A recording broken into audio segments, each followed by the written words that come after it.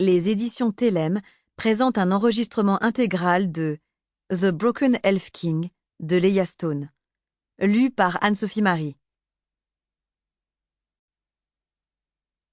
Chapitre 1. La carriole s'arrêta brusquement et mon épaule heurta mon voisin. Je marmonnai une excuse, puis la toile du fond s'écarta. « Tout le monde dehors !» aboya le marchand d'esclaves.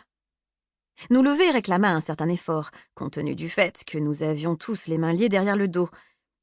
Je suivis la ligne formée par mes camarades captifs et sautai à terre en arrivant au bord de la carriole, grimaçant à cause de mes talons douloureux.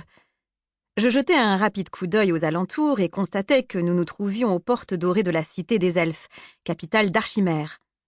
Je n'avais jamais quitté Crépuscule, et en dépit de mon infortunée situation, il m'aurait plu de faire du tourisme avant d'être voué à une vie de servitude. Mon père, un elfe de pure souche, parlait de sa terre natale avec affection, et je comprenais maintenant pourquoi. L'endroit était à couper le souffle. De grands arbres à fleurs blanches bordaient les portes extérieures du château, et nous étions cernés de toutes parts par des montagnes et des collines ondoyantes. « On baisse la tête !» me lança le marchand en m'assénant une tape à l'arrière du crâne. Je trébuchai subitement dans ma longue cape et tombai en poussant un glapissement. Ayant les mains attachées derrière moi, je ne pus pas faire grand-chose pour l'empêcher, sinon me préparer au choc. Détournant le visage, j'arquai les épaules en partant violemment à la rencontre du sol, ma poitrine s'écrasant sur un rocher.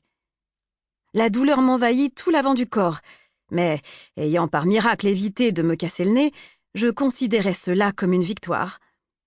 Les autres esclaves s'arrêtèrent et me regardèrent rouler sur le côté avant de lancer un regard au marchand d'esclaves.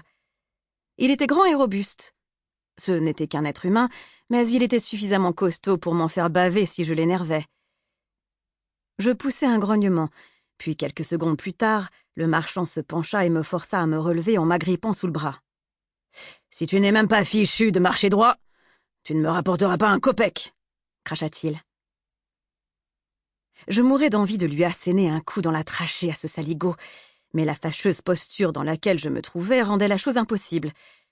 Je me contenterais d'un coup de tête, mais cela me vaudrait sans doute d'être tué.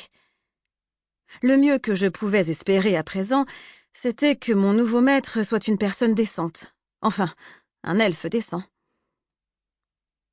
La file formée par mes compagnons d'infortune se remit en branle et je fus contrainte de suivre le mouvement, oubliant tout de ce glorieux coup de tête.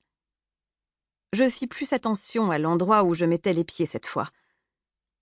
Je me demandais ce que faisait ma tante à cette heure. Sample complete. Ready to continue?